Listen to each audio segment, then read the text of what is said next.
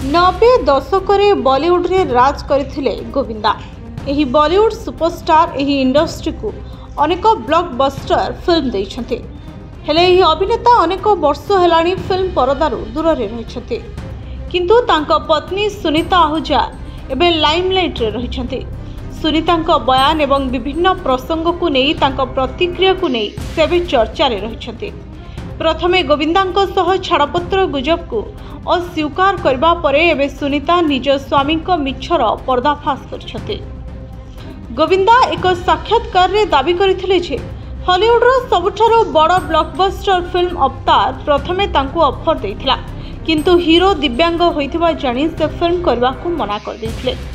गोविंदांको एही दाबी उपरे प्रतिक्रिया देई सुनीता कहिसथि, मु जानि नाही केबे तांको एही फिल्म ऑफर करा जायथिला।